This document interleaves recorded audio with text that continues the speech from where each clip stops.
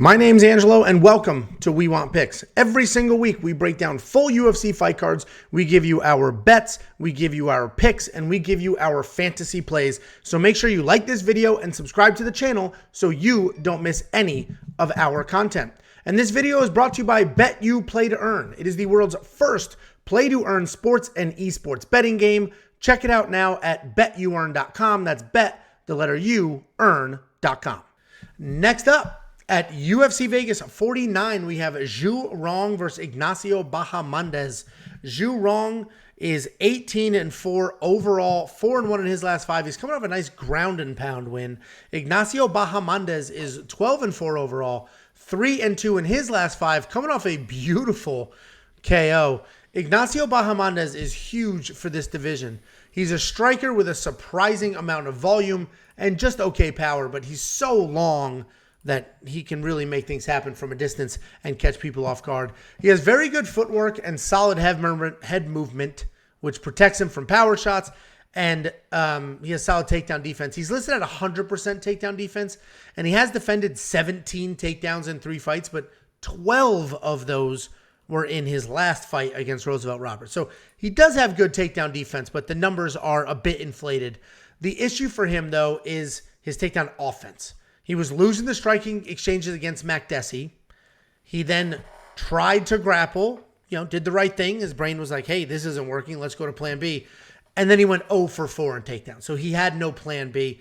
And I think a lot of people were pretty surprised that he was losing those striking exchanges against a much older Jonathan Makdessi.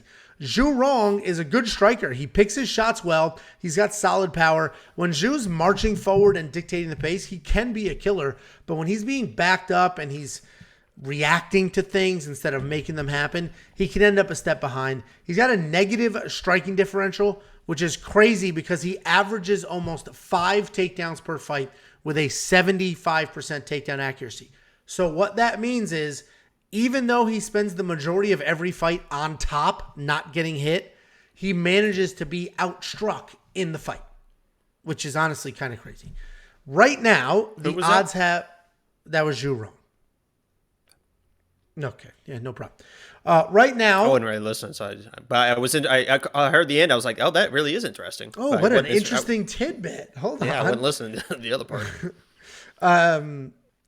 The odds when I made this graphic on what the hell day of the week? The Sunday, Bahamondes was a 3-1 favorite.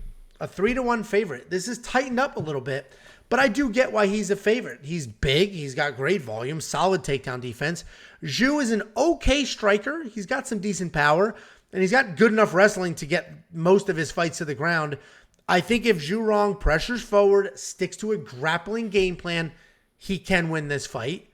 But my real concern is he's just so freaking hittable. Bahamondes has insane volume, and right now I got to go Bahamondes. He's just got such crazy volume. He's so long. He just comes forward and makes things happen.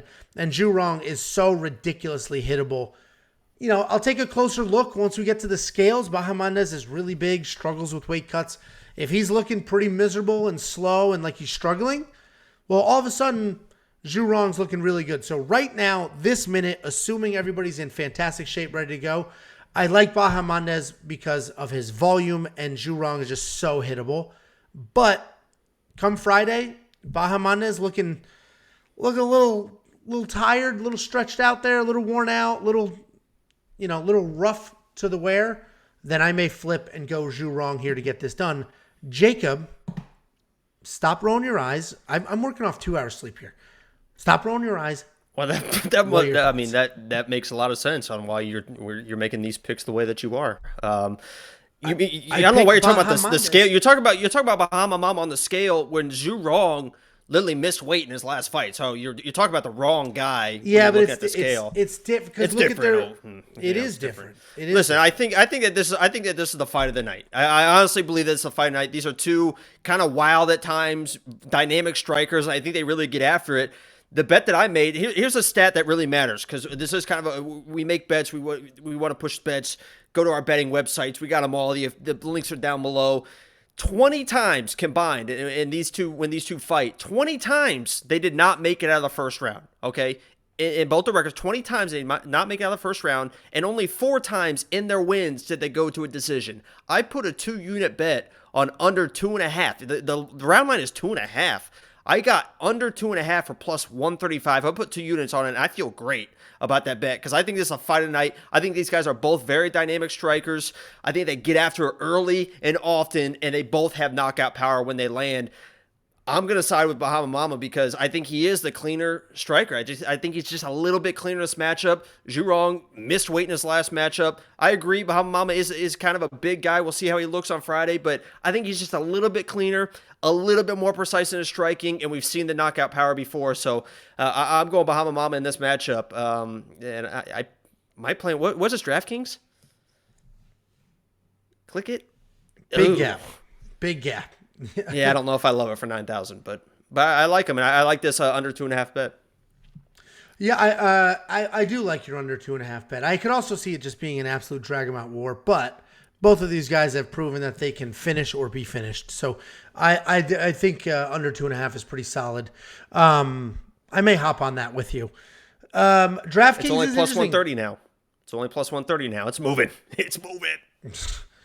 DraftKings is interesting though because that is a wide for DraftKings. I did mention these odds moved. Bahamondes was like closer to minus 300, and it is starting to tighten a bit. And I think that's because a lot of people are thinking that Zhu Rong can come forward, get the takedowns. Because if he gets the takedowns, he should be solid. Bahamondes' takedown defense has held up so far, but eventually it will crack. And I think Zhu's probably one of the more determined grapplers that Ignacio Bahamondes will fight. What do you think? I get it. You went under 2.5, which makes sense. What do you think with the more or less monkey knife fight strike line? This could still be a more. I mean, this could be like a late second round. Somebody gets tired and they're throwing bombs the entire fight. So, I mean, they could strike. These guys could land, 40 punches each in the first round if they get after it early. So, I think this is probably still a more play, honestly. Yeah, it could be. I'm gonna wait. I'll do the show with Chris Riley and see what he's saying about the money coming in on the strike lines there. Because I'm gonna wait and see what the market's saying. Because I actually do like your under 2.5 bet. I think that makes some solid sense there. And then it is does defy logic. I mean, that's ridiculous. 20 times these guys have not been out of the first round between the two of them. That's a lot. Yeah.